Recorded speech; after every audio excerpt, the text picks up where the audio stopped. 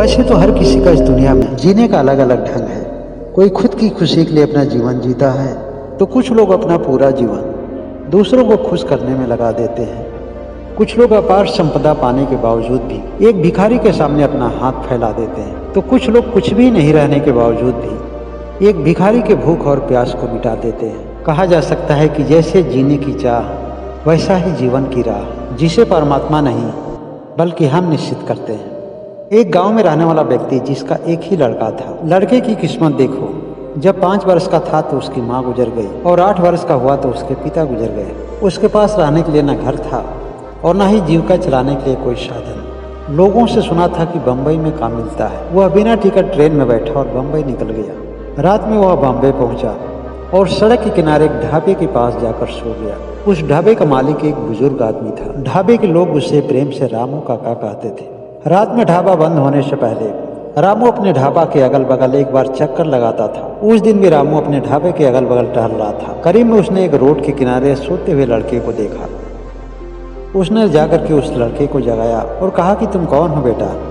इस तरह से बॉम्बे में रोड के किनारे सोना मना है। उस लड़के को देख करके रामू समझ गया यह लड़का किसी गांव का रहने वाला मालूम पड़ता है। रामू ने उस लड़के को अपने ढाबे के अंदर ले गया और ढाबे में उसके पास कुछ खाना बचे हुए थे और उसने उस लड़के को पेट भर खाना खिलाया। लड़का भोजन करने के बाद कहा कि चाचा, मेरा नाम शंकर है। वैसे तो इस समय मेरा दुनिया में आगे पीछे कोई भी नहीं है, लेकिन इससे पहले मैं मध्य प्रदेश के एक छोटे से गांव में रहता था। वर्षों पहले कहीं मेरे माता पिता गुजर चुके हैं। मैंने सोचा कि मर मर के जीने से अच्छा है कि कुछ करके जिए, और यही सोचकर निकल पड़ा इस अनजाने से शहर में। लोगों से कहते हुए सुना है, जहाँ चाह वही राह। शंकर की बात सुनकर के रामू मन ही मन यही सोच रहा था कि यह नौजवान भले विचार का लगता है। उसने शंकर से कहा कि चिंता मत करो बेटा, सबकी सुनने वाला और सबको देने वाला एक ही है। उसने शंकर को एक चटाई देते हुए कहा कि बेटा अभी तुम आराम करो, कल सुबह विचार किया जाएगा। इतनी बड़ी शहर है, कहीं न कहीं तुम्हें काम मिल ही जाएगा। रात गई और सुबह हुई। रामू अपने छोटे से ढाबे पर हर दिन की तरह लग गया। शंकर स्नान करके और रामू के हाथ से भोजन किया और काम की तलाश में निकल गया। दिन भर वह इधर उधर टहलता रहा कि कोई न कोई उसे मजदूरी का भी काम मिल जाए, लेकिन शाम तक उसे कोई भी काम नहीं मिला। शाम को वह निराश होकर के रामू के पास लौटा। रामू शंकर का चेहरा देखते ही समझ गया कि उसे कोई काम नहीं मिल पाया है। उसने शंकर से कहा, तुम उदास क्यों होते हो बेटा? जरूरी नहीं है कि बॉम्बे जैसे शहर में तुम्हें एक दिन में ही काम मिल जाए। तुम हर दिन प्रयास करते रहो। जब तक तुम्हें काम नहीं मिल जाता है, तुम्हारे दाल रोटी की चिंता तुम्हारे रामू काका करेंगे। और इस तरह से वह महीनों दिन तक काम की तलाश में भटकता रहा। एक दिन सड़क के किनारे एक बेंच पर बैठकर यही सोच रहा था कि आखिर कब तक हम रामू चाचा के भार बने रहेंगे। उनका ढाबा भी तो इतना बड़ा नहीं है कि हम काम करके वहाँ अपने जीवन का गुजारा कर सकेंगे।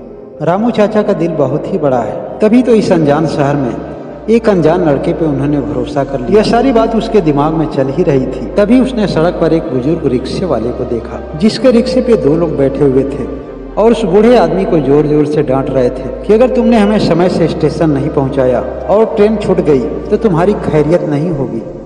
उन लोगों की डांट सुनकर वह बूढ़ा आदमी रिक्शे को तेज भगाने का प्रयास किया। तभी वह कमजोरी के कारण उस रिक्शे से नीचे गिर गया। रिक्शे से गिरने के बावजूद भी उस बूढ़े आदमी को वह दोनों लोग डांट रहे थे। शंकर दौड़कर उस बूढ़े आदमी को उठाया और उसने पूछा कि आप लोगों को कहाँ जाना है। उस बूढ़े आदमी ने कहा कि इन्हें स्टेशन पहुँचाना है। शंकर ने कहा कि बाबा चिंता मत करो, यह समय से स्टेशन भी पहुँचेंगे और तुम्हें तुम्हारी पूरी मजदूरी भी मिलेगी। तुम तब तक यहीं आराम करो, मैं अभी इन्हें स्टेशन पहुंचा कर आता हूँ। शंकर समय से पहले ही स्टेशन पहुंच गया और वापस आकर के उस बुजुर्ग आदमी के हाथ में उसने मजदूरी के पूरे पैसे रख दिए। उस बुजुर्ग आदमी ने कहा कि बेटा इसमें तुम्हारा भी हिस्सा है। शंकर ने कहा कि नहीं बाबा नहीं, इस अवस्था में आपकी मजदूरी में हिस्सेदार नहीं बन सकता हूँ, लेकिन आप हमें बताएं कि आप इतनी अवस्था में मजदूरी क्यों कर रहे हैं। उस बूढ़े आदमी ने कहा कि क्या करूं बेटा, मेरे आगे पीछे कोई भी नहीं है। भीख मांगना मेरे लिए संभव नहीं है और जीने के लिए कुछ न कुछ तो करना ही पड़ेगा। शंकर ने कहा कि बाबा आज के बाद आप रिक्शा नहीं चलाएंगे, आज के बाद से रिक्शा हम चलाएंगे और आप हर दिन इस रिक्शे का किराया लीजिएगा। दूसरे दिन शंकर ने पूरा दिन रिक्शा चलाया और उस बूढ़े आदमी को किराया देते हुए कहा कि बाबा आपका भी काम हो गया और मेरा भी काम हो गया। शंकर ने पहले दिन की रिक्शे की कमाई रामू चाचा के हाथ में ले जाकर रख दिया। रामू कहे कि ये क्या करते हो बेटा, यह तुम्हारी मेहनत की कमाई है, इसे तुम अपने पास रखो। शंकर ने कहा कि रामू चाचा आज की मेरी कमाई के असली हकदार तो आप हैं, आपका हम पे उपकार है। अगर आपने हमें शरण नहीं दिया होता तो इस अनजान से नगर में मैं भला कहाँ रहता। आपने न केवल मुझे जगह दिया बल्कि आपने अपने दिल में भी मुझे जगह दिया। रामू चाचा के भी आगे पीछे कोई नहीं था, इसलिए शंकर की बात सुनकर के उनकी आंखें छलक गई, उनकी आंखों में आंसू भर गए। वह शंकर को अपने गले से लगा लिए। अब शंकर हर दिन मेहनत करके रिक्शा चलाने लगा। एक दिन रिक्शा चलाते चलाते ऐसे रास्ते पर निकल गया जिसमें दूर दूर तक कोई घर नहीं था।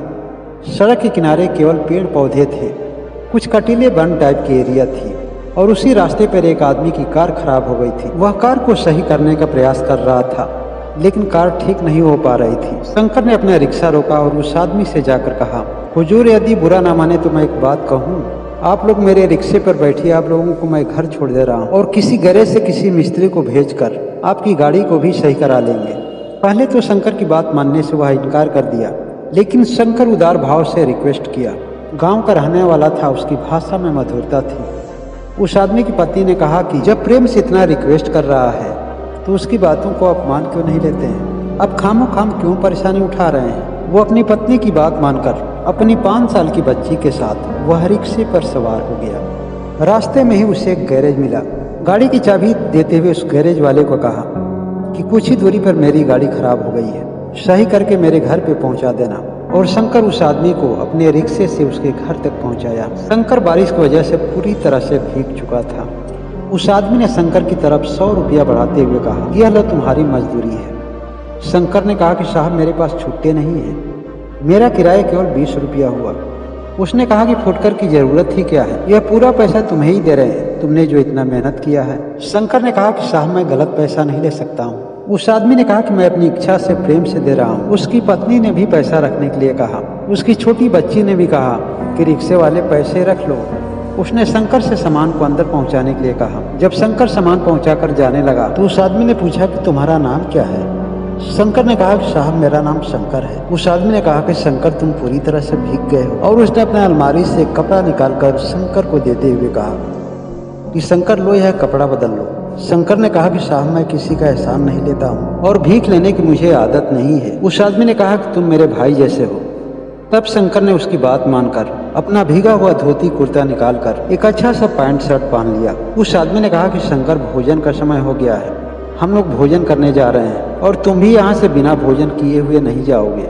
सबको डाइनिंग टेबल पर भोजन लगाया गया, लेकिन शंकर ने हिचकिचाते हुए कहा कि साहब मैं तो भोजन जमीन पे ही करता हूँ।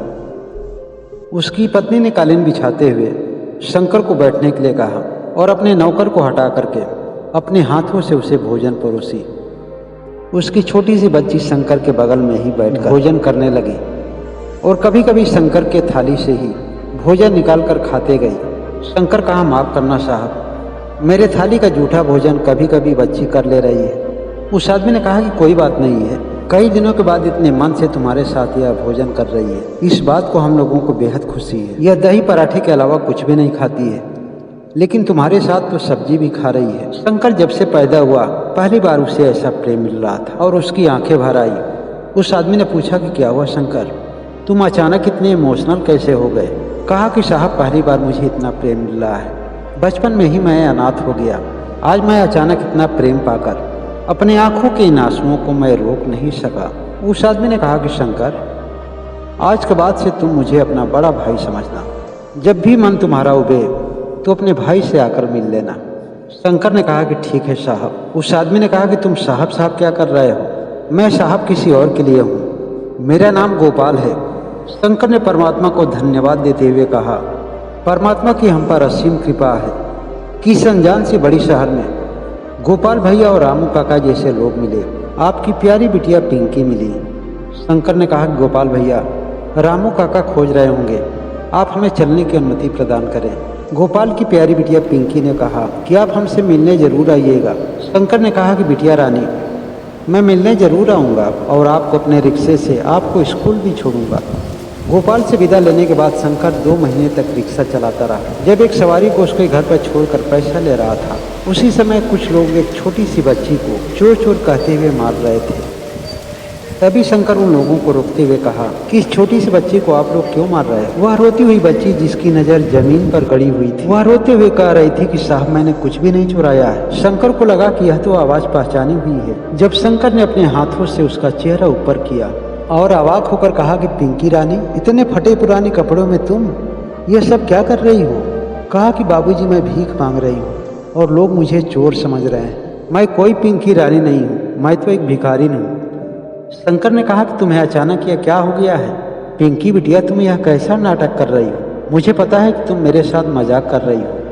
पिंकी ने बताया कि अब हम लोग के दिन बदल चुके हैं। मैं हर दिन भीख मांगती हूँ, तब जाकर हम लोगों का पेट भरता है। शंकर ने पिंकी बिटिया को रिक्शा पर बिठाकर उससे बाजार ले गया और एक झोले में भर करके राशन और सब्जी लिया और पिंकी को बिठा करके रिक्शे पे चल दिया। शंकर को लग रहा था कि पिंकी उसे बड़ी सी हवेली में ले जाएगी, लेकिन उसके रिक्शे को लेकर के ऐसी जगह पहुंची जहां पर टूटा फूटा एक छोटा सा घर था और कहा कि बाबूजी, यही हमारा घर है। शंकर जो भी कुछ देख रहा था उसे यकीन नहीं हो रहा था। पिंकी ने कही कि बाबूजी आप बाहर ही ठहरिए, मैं मम्मी को बुला कर लाती हूँ। और वह भरा सा झोला लेकर के अपनी मम्मी को दी। मम्मी उसकी डांट लगाते हुए पूछी कि यह तुम कहाँ से लेकर आई हो? पिंकी ने कहा कि यह रिक्शे वाले बाबूजी ने दिया है, वो घर के बाहर खड़े हैं और आपसे मिलना चाहते। लेकिन महलों में रहने वाली रानी अपने बुरे दिनों में उस रिक्शे वाले के सामने कैसे जाए, इसलिए उसने मिलने से ही मना कर दिया। शंकर ने कहा कि देवी जी दरवाजा खोलिए, गोपाल भैया मुझे छोटा भाई कहे थे। शंकर के सामने आते ही वह फूट फूट कर रोने लगी। उसने अपनी बीती हुई कहानी को बताई कि आपके जाने के 1 महीना बाद ही एक कार दुर्घटना हुई और पता चला कि हमारी बच्ची अनाथ हो गई और हम विधवा हो गए और उनके ऊपर 50 लाख का लोन था। जब लोन का तगादा आने लगा तो मकान को बेचने के अलावा मेरे पास कोई विकल्प नहीं था। उसके बाद कुछ शेष पैसा ही नहीं बचा, इसलिए मजबूरी में मेरी पिंकी रानी भीख मांगती है। शंकर ने कहा कि आपसे मेरा कोई करीबी रिश्ता तो नहीं है, लेकिन आप लोग अपने ही मन से मुझे एक रिश्ता दिया और वह रिश्ता मानवता का रिश्ता था। पहली बार जब मैं आपकी हवेली में पहुंचा था तो एक गरीब रिश्ते वाले को जो उस हवेली में प्यार मिला, जो अपनापन मिला, मेरे लिए वो किसी सगे से भी बढ़कर था।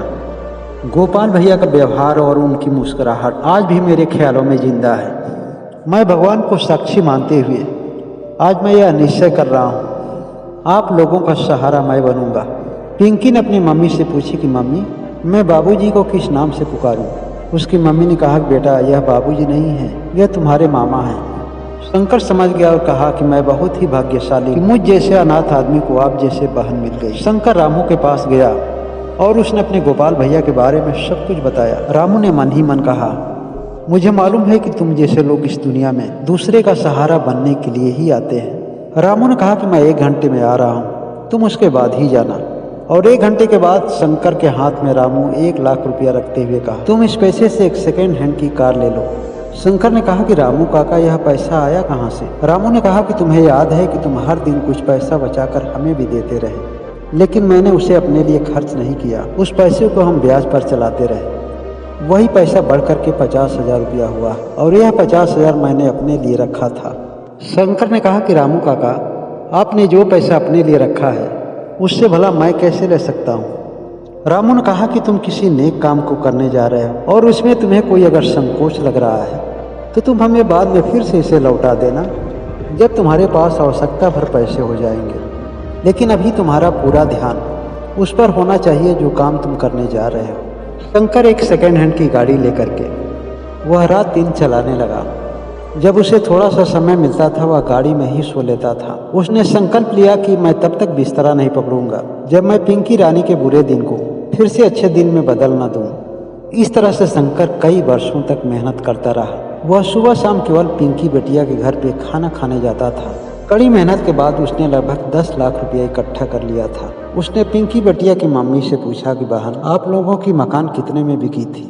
उसने कहा कि शंकर भैया, मकान बिकी नहीं थी, मैंने अपने लोन को भरने के लिए उस मकान को 10 लाख में गिरवी रखी थी और मैं जानती थी कि लोन तो मैं चुका नहीं पाऊंगी, इसलिए मैं मन ही मन मान ली हूँ। वह मेरी मकान बिक चुकी है। आज उस मकान के कई लाख तो ब्याज हो गए होंगे। शंकर उस आदमी के पास गया जिसके पास वह मकान गिरवी रखी हुई थी।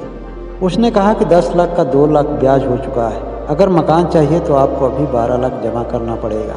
शंकर ने रामू काका की मदद से अपने 10 लाख के रुपये को ब्याज पर चलाया और फिर से रात दिन मेहनत करके टैक्सी चलाया और फिर से उसे संघर्ष करने में 2 वर्ष लगे। इस तरह से उसने अपने पास 20 लाख रुपया इकट्ठा किया। शंकर अपनी बहन को लेकर के 13 लाख रुपया जमा किया और उस मकान को छुड़वाया और 5 और सेकेंड हैंड की गाड़ियाँ खरीदा। इस तरह से उसके पास 6 गाड़ियां हो गई। अपनी मानवता की वाहन को उस मकान में शिफ्ट किया। टूर एंड ट्रेवल्स के अपने व्यवसाय का विस्तार किया। पिंकी की पढ़ाई लिखाई की वह सारी सुविधाएं प्रदान किया जो उसे मिलनी चाहिए थी। पिंकी पढ़ लिख करके आगे चल करके वह पब्लिक प्रोसिक्यूटर बनी। एक सामाजिक समारोह में पिंकी अवार्ड लेने गई, जिसमें उसके अभिभावक को भी आमंत्रित किया गया। उसने अपने आदर्श मम्मी का परिचय देते हुए शंकर के बारे में बताया कि यह केवल हमारे मामा ही नहीं है, बल्कि जीते जागते भगवान के एक स्वरूप है। आज मैं इस दुनिया के सामने जो भी कुछ हूँ, अपने मम्मी के प्यार और इनकी बदौलत हूँ। आज मैं लोगों को एक संदेश देना चाहती हूँ। सगे रिश्ते के लिए तो हर कोई मरना मिटना चाहता है, क्योंकि उसमें लोगों का अपना स्वार्थ होता है। लेकिन जो पराये रिश्तों के लिए मर मिटे, उसे सामान्य इंसान नहीं कहा जा सकता है। उसे तो भगवान के द्वारा भेजा गया दूत ही कहा जा सकता है। बड़े खुशनसीब होते हैं ऐसे लोग जिनको दुनिया में ऐसे रिश्ते नसीब होते हैं। दोस्तों, इस छोटी सी कहानी से कई तरह की सीख मिलती है, लेकिन आप लोगों को कौन सी सीख मिली है यह कमेंट करके जरूर बताएं। और जिन्हें यह वीडियो पसंद आई इसे लाइक जरूर करें। और जो लोग अभी तक इस चैनल को सब्सक्राइब नहीं कर पाए हैं, वह चैनल को सब्सक्राइब करके बेल आइकन की घंटी को जरूर दबा लें, ताकि यूट्यूब इस वीडियो को और लोगों तक आसानी से पहुंचा सके। स्वस्थ रहें, मस्त रहें और हमेशा अपना ख्याल रखें। बहुत बहुत धन्यवाद।